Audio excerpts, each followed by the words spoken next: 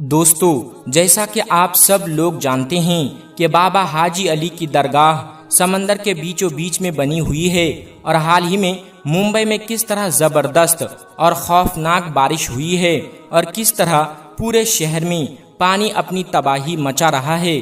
اور یہی نہیں، شدید بارش کی وجہ سے سمندر کا پانی بھی طوفانی شکل اختیار کر چکا ہے۔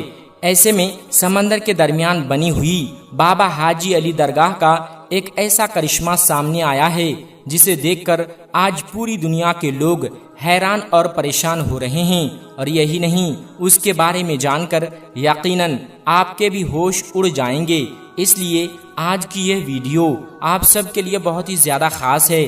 آپ اس ویڈیو کو آخر تک ضرور دیکھیں، اور اگر آپ کو بابا حاجی علی سے سچی محبت ہے تو اس ویڈیو کو دل سے ایک لائک ضرور کر دیں۔ دوستو، پانی کی طاقت کو تو آپ سب لوگ جانتے ہی ہوں گے، خاص طور پر جب خوفناک بارش آ جائے یا پھر سمندری طوفان آ جائے تو آس پاس کی بستیوں کا کیا حال ہوتا ہے، کس طرح سیلاب آ جاتا ہے اور پھر پانی اپنی تباہی مچاتا ہے اور دیکھتے ہی دیکھتے بستیوں کو تباہ اور برباد کر دیتا ہے۔ جیسا کہ آپ سب لوگ اچھی طرح جانتے ہوں گے کہ ممبئی میں سمندر کے بیچوں بیچ میں اللہ کے ایک بہت بڑے ولی کا مزار موجود ہے، ایک درگاہ بنی ہوئی ہے جسے پوری دنیا حاجی علی کے نام سے جانتی اور پہچانتی ہے۔ شاید ہی دنیا میں کوئی ایسا شخص ہو جو بابا حاجی علی کی اس درگاہ کے بارے میں نہ جانتا ہو۔ پوری دنیا کے لوگ سمندر کے بادشاہ کے طور پر جانے جانے والے بابا حاجی علی کو اچھی طرح سے جانتے اور پہچانتے ہیں۔ اسی وجہ سے دنیا بھر کے کونے کونے سے لوگ اس درگاہ پر حاضری دینے کے لیے آتے ہیں اور زیارت کرتے ہیں۔ ہم آپ کو بتا دیں کہ بابا حاجی علی کی درگاہ ایک ایسی مبارک جگہ ہے جس کا نام دنیا میں شاید ہی کوئی ایسا شخص ہو جو نہ جانتا ہو۔ اس درگاہ پر ہندو، سکھ، عیسائی اور ہر مذہب کے لوگ آتے ہیں، زیارت کرتے ہیں اور اپنے گھر والوں کے لیے دعائیں اور منتیں مانتے ہیں، اور اللہ کے حکم سے ان کی مرادیں بھی پوری ہو جاتی ہے۔ بابا حاجی علی کی درگاہ ایک ایسی جگہ ہے جہاں مذہب اور فرقے کی کوئی پابندی نہیں۔ اس درگاہ میں روزانہ ہزاروں لوگ زیارت کے لیے پہنچتے ہیں۔ بابا حاجی علی کی درگاہ اپنی خاص کرامات اور کرشموں کی وجہ سے پوری دنیا میں مشہور ہے۔ بابا حاجی علی کی یہ درگاہ حضرت حاجی علی شاہ بخاری رحمۃ اللہ علیہ کی ہے۔ اس درگاہ میں آ کر اگر کوئی شخص سچے دل سے دعا کرتا ہے یا کوئی منت مانگتا ہے تو اللہ تبارک و تعالیٰ کے حکم سے اس کی مراد پوری ہو جاتی ہے۔ معلومات کے مطابق 15ویں صدی میں ممبئی کے ورلی علاقے میں موجود سمندر کے کنارے پر بابا حاجی علی کی اس درگاہ کو تعمیر کیا گیا تھا۔ پوری دنیا میں اس درگاہ کی ایک الگ ہی پہچان ہے۔ بابا حاجی علی کی درگاہ کی سب سے خاص بات یہ ہے کہ اسے زمین سے تقریباً 500 گز دور سمندر کے اندر بنایا گیا ہے۔ اسی لیے اس درگاہ تک پہنچنے کے لیے لوگوں کو سمندر کے اندر ایک لمبا راستہ طے کرنا پڑتا ہے۔ اس کے لیے ایک سیمنٹ کا پل بنایا گیا ہے جو زیادہ چوڑا بھی نہیں ہے۔ یہ پل دونوں طرف سے سمندر کے پانی سے گھرا ہوا ہے۔ یہاں ہمیشہ پانی کی لہریں اور سمندری طوفان آتے رہتے ہیں، جس کی وجہ سے کئی بار اس پل کو بند بھی کر دیا جاتا ہے۔ پھر نہ کوئی درگاہ کے اندر جا سکتا ہے اور نہ ہی باہر آ سکتا ہے۔ یہی نہیں، بابا حاجی علی کی درگاہ کا سب سے بڑا کرشمہ یہ ہے کہ سمندری طوفان اور شدید بارش کی وجہ سے پل پر چڑھے ہوئے پانی کا ایک قطرہ بھی درگاہ کے اندر داخل نہیں ہو پاتا، جس کی وجہ سے درگاہ کا منظر اور بھی زیادہ خوبصورت لگتا ہے۔ یاد رکھیں، اللہ کے ولی اتنے طاقتور ہوتے ہیں کہ کوئی طوفان یا آفت ان کا کچھ بھی نہیں بگاڑ سکتی۔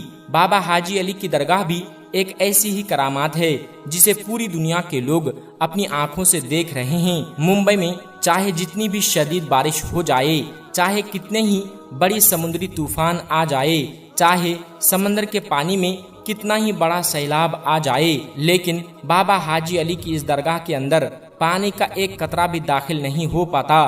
دوستو، آپ کو معلوم ہے کہ سمندری طوفان میں سمندر کا پانی کس قدر زور مارتا ہے، کتنی اونچی اونچی لہریں اٹھتی ہے، اور ان لہروں کے سامنے کوئی بھی چیز قائم نہیں رہ سکتی۔ لیکن سمندر کی لہروں کی کیا مجال کہ وہ بابا حاجی علی کی چوکھٹ کو بھی پار کر سکے۔ یہ کرامت किसी से छुपी हुई नहीं है।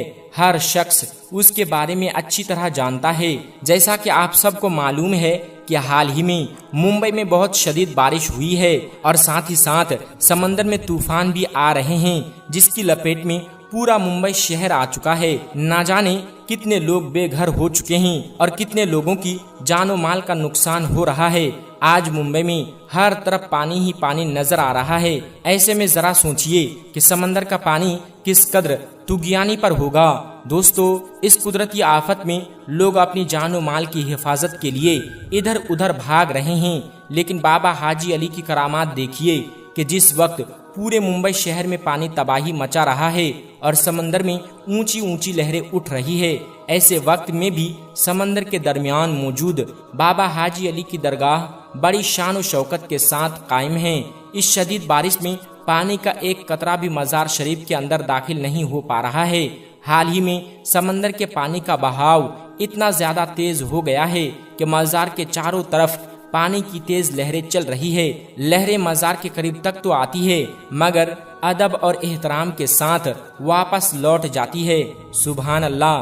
दोस्तों, सदियों से कायम समंदर के दरमियान बनी हुई बाबा हाजी अली की दरगाह ने सबको हैरान कर रखा है। मुंबई में शदीद बारिश की वजह से समंदर में इतना ज्यादा पानी आ गया है कि गोया समंदर फटने लगा हो, मगर ऐसे वक्त में भी पानी की एक बूंद मजार शरीफ के अंदर नहीं पहुंच पाती, क्योंकि किसी तूफान में इतनी ताकत नहीं और किसी पानी की इतनी औकात नहीं कि वो अल्लाह के वली की मजार को नुकसान पहुंचा सके। आज बाबा हाजी अली की इस करामात को देखकर पूरी दुनिया हैरान है कि समंदर में इतना तेज बहाव होने के बावजूद भी इस मजार के अंदर पानी क्यों नहीं जाता। उसके पीछे भी एक वाकया बयान किया जाता है। हम आपको बता दें कि जब बाबा हाजी अली शाह बुखारी रहमतुल्लाहि अलैह अपनी वालिदा की इजाजत लेकर पहली बार तिजारत के लिए घर से निकले थे, तो आप मुंबई के एक सरसब्ज इलाके में आकर रहने लगे थे। वहीं रहते हुए आपने महसूस किया कि आप अपनी बाकी जिंदगी हिंदुस्तान में रहकर इस्लाम की तबलीग करते हुए गुजारेंगे। इसी सोच के साथ आप वर्ली के इलाके में रहने लगे। कुछ दिन बाद आपने अपनी वालिदा को एक खत लिखकर अपने फैसले के बारे में बताया। उसके बाद आपके पास जितना माल दौलत था वो सब आपने गरीबों और मोहताजों में तकसीम कर दिया, यानी अपनी दौलत राह खुदा में खर्च कर दी और फिर इस्लाम की तबलीग के लिए निकल पड़े। आप अपनी जिंदगी की हर कीमती चीज जरूरतमंदों को दे दिया करते थे। उसके बाद बाबा हाजी अली शाह रहमतुल्लाहि अलैह हज के मुकद्दस सफर पर रवाना हुए और आपने हज अदा किया, लेकिन उसी सफर के दौरान आप इस दुनिया से पर्दा फरमा गए, यानी विसाल फरमा गए। मुअर्रिखीन और जानकारों का कहना है कि बाबा हाजी अली रहमतुल्लाहि अलैह को अरब में सुपुर्द खाक होना था, लेकिन आपका ताबूत अरब के समंदर में सफर करता हुआ मुंबई के इसी मकाम पर आकर रुक गया, जहां आज आपकी दरगाह शरीफ मौजूद है। करामात की बात यह है कि इतने बड़े समंदर में ना तो ताबूत कहीं रुका और ना ही डूबा और ना ही उसके अंदर पानी दाखिल हुआ। जब लोगों ने यह अजीब व गरीब मंजर देखा तो वह हैरान रह गए। बाद में उसी मकाम पर जहां ताबूत आकर रुका था, आपका मजार शरीफ तामीर कर दिया गया और वक्त गुजरने के साथ वही जगह बाबा हाजी अली की मशहूर दरगाह के नाम से जानी जाने लगे। आज भी जब समंदर में तेज लहरें उठती है या कोई बड़ा तूफान आता है या शदीद बारिश होती है, तो बाबा हाजी अली के अदब में समंदर अपने दायरे से आगे नहीं बढ़ता, यानी समंदर का पानी दरगाह के अंदर दाखिल नहीं हो पाता। दोस्तों, औलिया अल्लाह की ऐसी करामात देखकर यकीनन ईमान ताज़ा हो जाता है। इन करामात को देखकर अंदाज़ा लगाया जा सकता है कि अल्लाह तबारक व ताला अपने नेक बंदों को किस कदर बुलंद मकाम व मर्तबा अता फरमाता है। इसी दौरान एक अफसोसनाक खबर भी सामने आ रही है। जी हाँ दोस्तों, मुंबई की एक दरगाह के हवाले से एक बड़ी खबर गर्दिश कर रही है। हम सब जानते हैं कि मुंबई शहर को खास तौर पर हाजी अली सरकार की वजह से पहचाना जाता है।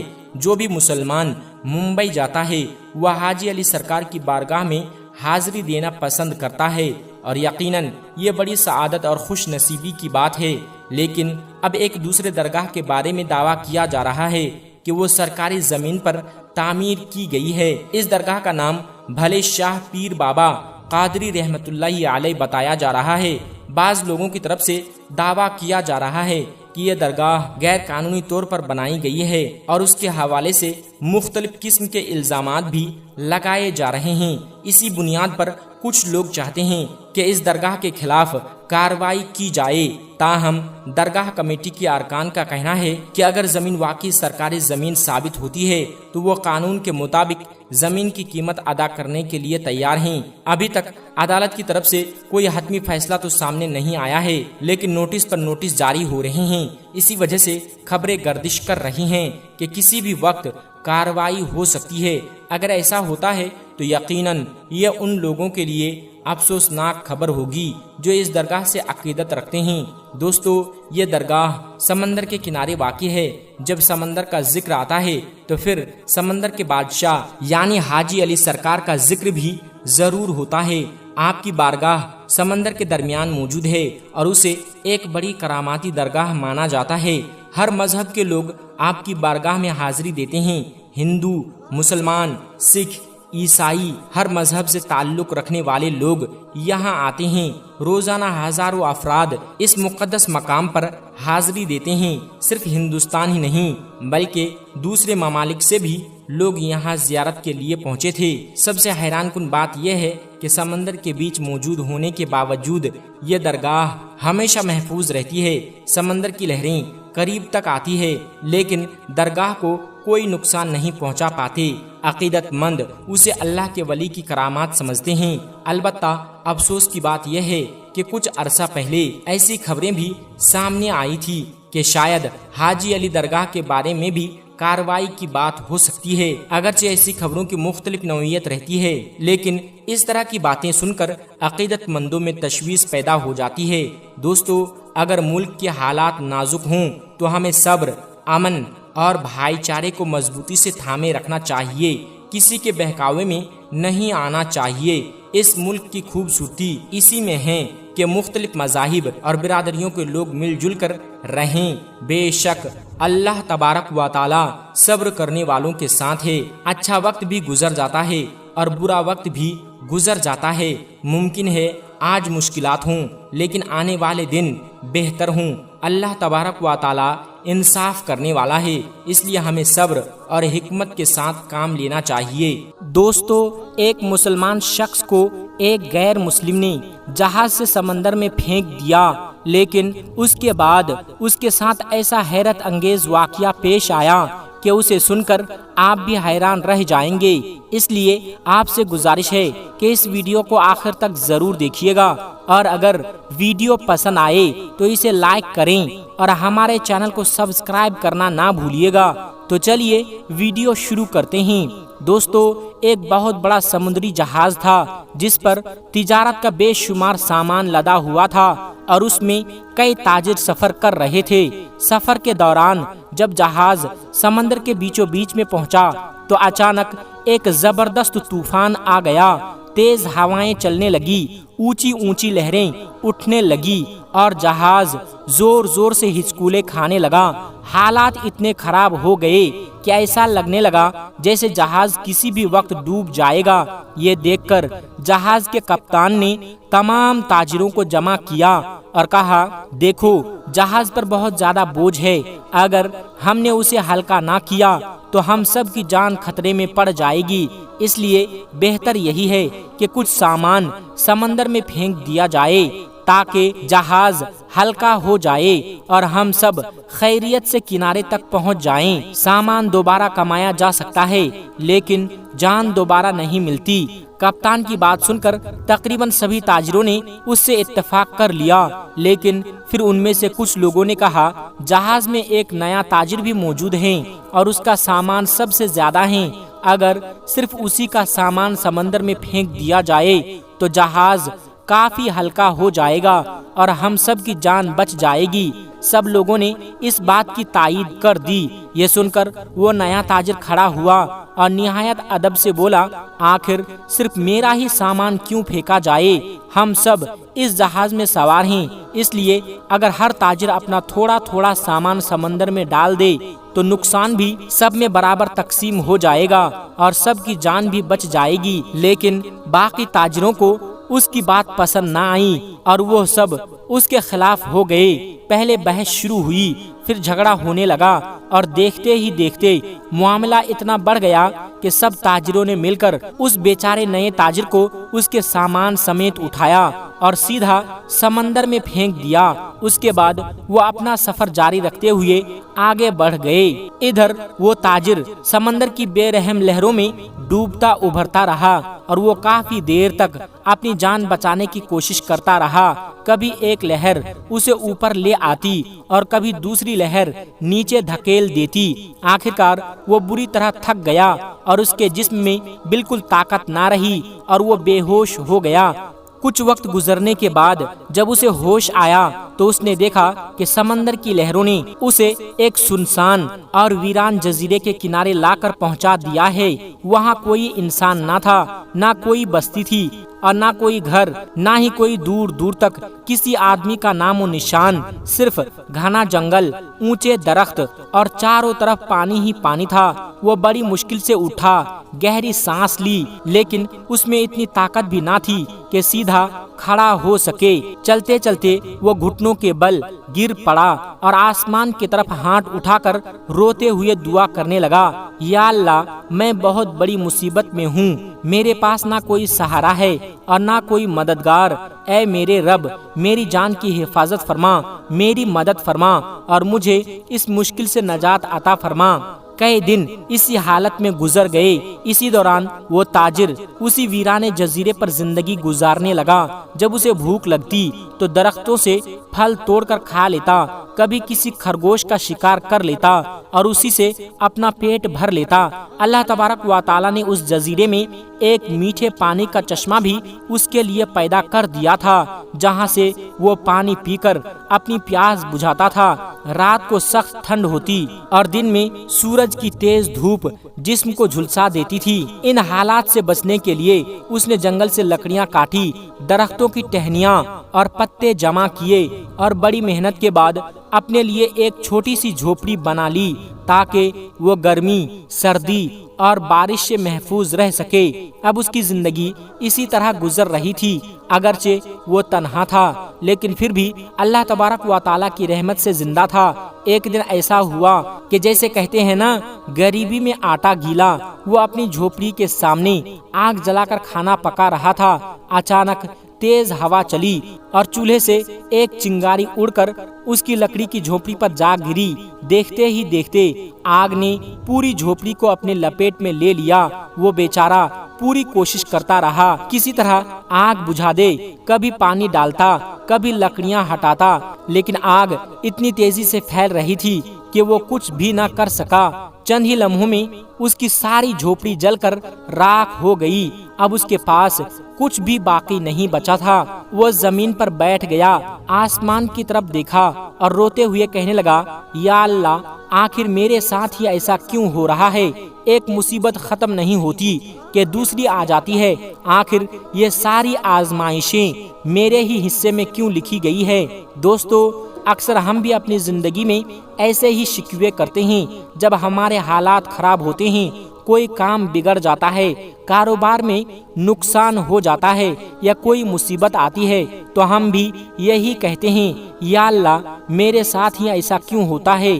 बिल्कुल यही हाल उस ताजिर का भी था। वो रोते हुए कहने लगा, या अल्लाह, पहले मुझे जुल्म के साथ जहाज से समंदर में फेंक दिया गया, मेरा सारा सामान मुझसे छीन लिया गया, फिर बड़ी मुश्किल से मैंने ये छोटी सी झोपड़ी बनाई थी ताकि उसमें सुकून से रह सकूं, लेकिन ऐ मेरे रब, वो भी जलकर राख हो गई। अब मेरे पास कुछ भी नहीं बचा। मैं इस वीरान जगह पर अकेला हूँ, ना कोई अपना है, ना कोई मददगार। या अल्लाह, आखिर यह सब मेरे साथ ही क्यों हो रहा है? वो बहुत देर तक अल्लाह तबारक व तआला के हुजूर अपने दिल का दर्द बयान करता रहा। गम اور تھکن کی وجہ سے اس نے اس دن کچھ بھی نہیں کھایا تھا اور روتے روتے وہیں زمین پر سو گیا۔ لیکن اسے کیا معلوم تھا کہ اگلی صبح اس کی زندگی کا سب سے حیران کن دن ہونے والا ہے، اور اللہ تبارک و تعالیٰ نے اس کے لیے ایسی مدد کا انتظام کر دیا تھا جس کا وہ کبھی بھی تصور بھی نہیں کر سکتا تھا۔ اگلی صبح جب وہ تاجر نیند سے بیدار ہوا تو اس نے دور سمندر کی طرف دیکھا۔ اچانک اسے ایک بڑا جہاز اپنی طرف آتا ہوا نظر آیا۔ پہلے تو اسے اپنی آنکھوں پر یقین نہ آیا۔ اس نے دوبارہ غور سے دیکھا تو واقعی ایک جہاز اسی جزیرے کی طرف بڑھ رہا تھا۔ کچھ ہی دیر میں وہ جہاز جزیرے کے قریب آ کر رک گیا اور اس میں سوار چند لوگ ایک چھوٹی کشتی کے ذریعے اس تاجر کی طرف آنے لگے۔ یہ منظر دیکھ کر وہ تاجر حیران بھی تھا اور بے حد خوش بھی، کیونکہ اسے تو امید ہی نہیں تھی کہ اس سنسان جزیرے میں کبھی کوئی انسان بھی آئے گا۔ وہ جلدی سے ان لوگوں کے پاس پہنچا اور انہوں نے اسے اپنے ساتھ کشتی میں بیٹھا لیا۔ جب وہ جہاز پر پہنچا تو خوشی کی شدت سے اس کی آنکھوں سے آنسو بہنے لگے۔ اسے یقین ہی نہیں آ رہا تھا کہ اللہ تبارک و تعالیٰ نے اس کی جان بچانے کے لیے لوگوں کو بھیج دیا ہے۔ کچھ دیر بعد اس نے جہاز والوں سے پوچھا، بھائیوں ایک بات تو بتاؤ، تم لوگوں کو میرے بارے میں کیسے معلوم ہوا؟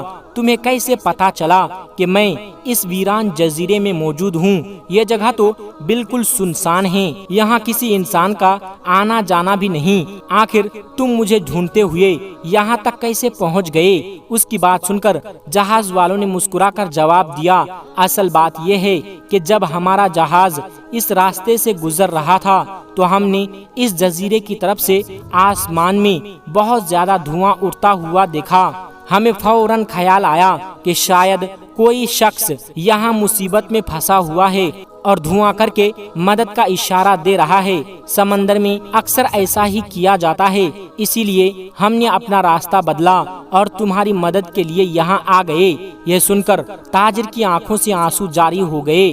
اب اسے سمجھ آ گیا تھا کہ جس جھوپڑی کے جلنے پر وہ ساری رات اللہ تبارک و تعالیٰ سے شکوہ کر رہا تھا، دراصل اسی آگ کا دھواں اس کی نجات کا سبب بن گیا تھا۔ وہ فوراً سجدے میں گر گیا، اللہ تعالیٰ کا شکر ادا کرنے لگا اور روتے ہوئے کہنے لگا، یا اللہ مجھے معاف فرما، میں نے اپنی کم عقلی کی وجہ سے تجھ سے شکوہ کیا، حالانکہ تو میرے لیے وہ سب کچھ کر رہا تھا جو میری سمجھ سے باہر تھا۔ بے شک تیرا ہر فیصلہ بہترین ہوتا ہے اور تو اپنے بندوں کے لیے ہمیشہ بھلائی ہی چاہتا ہے۔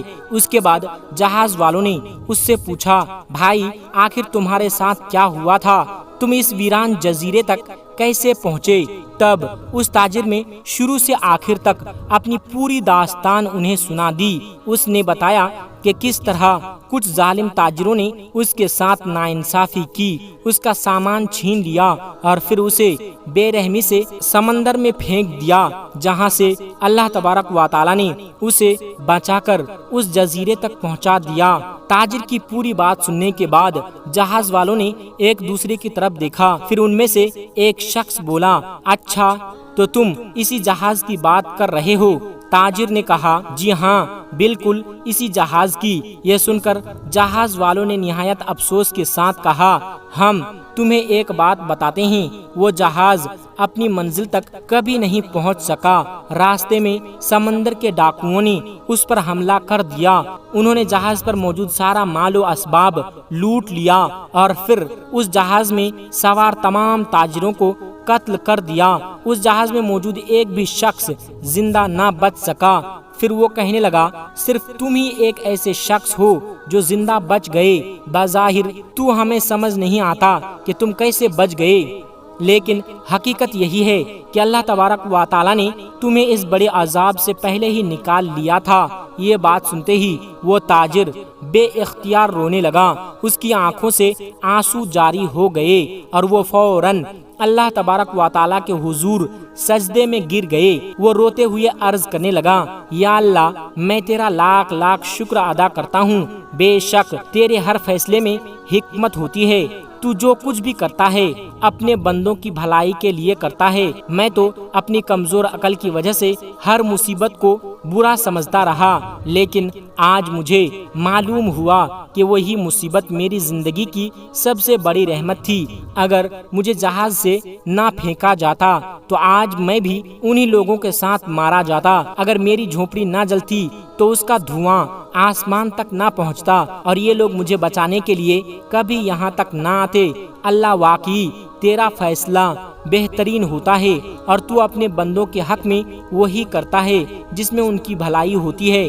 دوستو، اس واقعے سے ہمیں ایک بہت بڑا سبق ملتا ہے۔ جب ہماری زندگی میں کوئی مصیبت آتی ہے، کوئی کام رک جاتا ہے، کاروبار میں نقصان ہو جاتا ہے، ہماری کشتی بھنور میں پھنس جاتی ہے یا ہماری محنت ضائع ہوتی نظر آتی ہے تو ہمیں فوراً اللہ تبارک و تعالیٰ سے شکوہ نہیں کرنا چاہیے۔ ہو سکتا ہے جس چیز کو ہم اپنے لیے نقصان سمجھ رہے ہیں دراصل وہی ہماری نجات کا ذریعہ ہو۔ اللہ تعالیٰ اپنے بندوں کے لیے ہمیشہ بہترین فیصلہ کرتا ہے، لیکن انسان اپنی کمزور عقل کی وجہ سے اس حکمت کو فوراً سمجھ نہیں پاتا۔ اس لیے ہر حال میں صبر کرنا چاہیے، اللہ تعالیٰ پر بھروسہ رکھنا چاہیے اور یقین رکھنا چاہیے کہ وہ اپنے بندوں کو کبھی تنہا نہیں چھوڑتا۔ دوستو، بھارت کے ایک ہندو گاؤں پر اللہ تبارک و تعالیٰ کا ایسا عذاب آیا کہ پورا گاؤں پانی میں بہہ گیا۔ گھر، انسان، مویشی سب کچھ سیلاب کی نظر ہو گیا۔ مگر ایسا کیوں ہوا؟ آخر ان لوگوں نے ایسا کون سا گناہ کیا تھا جس کی وجہ سے ان پر عذاب آیا؟ یہ جاننے کے لیے اس ویڈیو کو آخر تک ضرور دیکھیں۔ دوستو، آج ہم جس بھارتی گاؤں کا ذکر کرنے جا رہے ہیں وہ بھارت کے ایک علاقے میں واقع تھا جس کا نام بھومی دھام تھا۔ اس گاؤں میں زیادہ تر ہندو رہتے تھے، تقریباً 300 گھر تھے جن میں صرف 5 گھر مسلمانوں کے تھے جبکہ باقی تمام گھر ہندوؤں کے تھے۔ یہ گاؤں خوشحال سمجھا جاتا تھا۔ زیادہ تر ہندو آس پاس کے شہروں میں کاروبار کرتے تھے۔ اگر کسی ہندو کو مالی پریشانی پیش آتی تو دوسرے لوگ مل کر اس کی مدد کرتے تاکہ گاؤں کا ہر شخص خوشحال رہے۔ دوسری طرف 5 مسلمان خاندان بہت غریب تھے، وہ تنگ دستی میں زندگی گزار رہے تھے۔ بعض ہندو ان کا مذاق بھی اڑاتے، ان پر جھوٹے الزام بھی لگاتے اور انہیں مختلف طریقوں سے تکلیف دیتے تھے۔ اس گاؤں میں ایک چھوٹی سی مسجد بھی تھی لیکن اکثر اس پر تالا لگا رہتا تھا۔ کبھی کبھار کوئی مسلمان ہمت کر کے مسجد میں آتا اور نماز ادا کر لیتا تھا۔ ایک دن چند مسافر اس گاؤں سے گزر رہے تھے۔ وہ مسلمان تھے اور بڑے تاجر بھی تھے۔ وہ روزانہ اپنا سامان ایک شہر سے دوسرے شہر لے جا کر فروخت کیا کرتے تھے۔ اتفاق سے جس دن وہ بھومی دھام پہنچے وہ جمعہ کا دن تھا اور نماز جمعہ کا وقت ہو چکا تھا۔ جب گاؤں کے ہندوؤں نے ان تاجروں کو مسجد کی طرف جاتے دیکھا تو وہ حیران ہو کر چوراہے پر جمع ہو گئے۔ جب مسافر مسجد کے دروازے پر پہنچے تو دیکھا کہ مسجد پر تالا لگا ہوا ہے۔ انہیں بڑی حیرت ہوئی۔ پھر قریب ہی موجود ایک مسلمان سے مسجد کی چابی لی، تالا کھولا اور مسجد کے اندر داخل ہو گئے۔ ان میں سے ایک شخص نے بلند آواز میں اذان دی تاکہ آس پاس رہنے والے مسلمان بھی نماز کے لیے مسجد میں آ جائیں۔ جب مقامی مسلمان مسجد میں جمع ہو گئے تو ان تاجروں میں سے ایک نے حالات کو دیکھتے ہوئے مختصر نصیحت کرنا شروع کی۔ مسجد کے باہر کئی ہندو بھی کھڑے ہو کر اس کی باتیں سن رہے تھے۔ اس شخص نے لوگوں کو اللہ تبارک و تعالیٰ کے عذاب سے ڈرایا اور حضرت لوط علیہ السلام کی قوم کا واقعہ بیان کیا۔ اس نے بتایا کہ کس طرح وہ لوگ برے کاموں میں مبتلا ہو گئے تھے اور بار بار سمجھانے کے باوجود باز نہ آئے تو آخرکار اللہ تبارک و تعالیٰ کا عذاب ان پر نازل ہوا۔ اسی کے ساتھ اس نے یہ بھی کہا کہ جو لوگ بے گناہوں پر ظلم کرتے ہیں اور اللہ کی نافرمانی پر اصرار کرتے ہیں انہیں اپنے انجام سے ڈرنا چاہیے۔ اس کے بعد سب نے جمعہ کی نماز ادا کی اور وہ مسافر اپنے سفر پر روانہ ہو گئے۔ ادھر وہ مسافر اپنے سفر پر روانہ ہو گئے لیکن گاؤں کے بہت سے ہندو ان کی باتیں سن چکے تھے۔ افسوس کی بات یہ تھی کہ نصیحت سے سبق لینے کے بجائے ان کے دلوں میں اور زیادہ ضد پیدا ہو گئی۔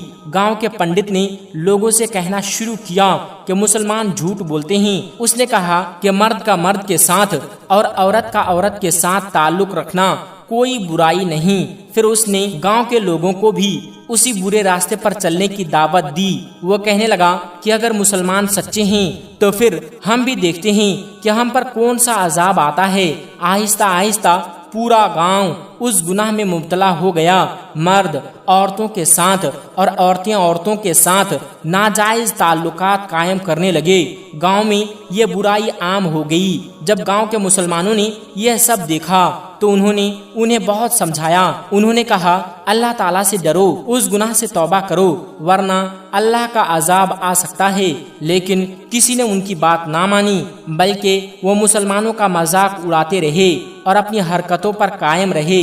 جب یہ برائیاں بہت زیادہ بڑھ گئیں تو ان 5 مسلمان خاندانوں نے فیصلہ کیا کہ اب اس گاؤں میں رہنا مناسب نہیں۔ انہوں نے اپنا سامان اٹھایا اور گاؤں چھوڑ کر چلے گئے۔ جس دن مسلمان اس گاؤں سے نکلے اسی کے اگلی رات اچانک شدید بارش شروع ہو گئی۔ دیکھتے ہی دیکھتے بارش نے خوفناک سیلاب کی شکل اختیار کر لی۔ پانی کا ریلا اتنا تیز تھا کہ پورا گاؤں اس کی لپیٹ میں آ گیا۔ گھر، جانور اور بہت سا سامان پانی میں بہہ گیا۔ لوگ اپنی جانیں بچانے کی کوشش کرتے رہے مگر سیلاب بہت شدید تھا۔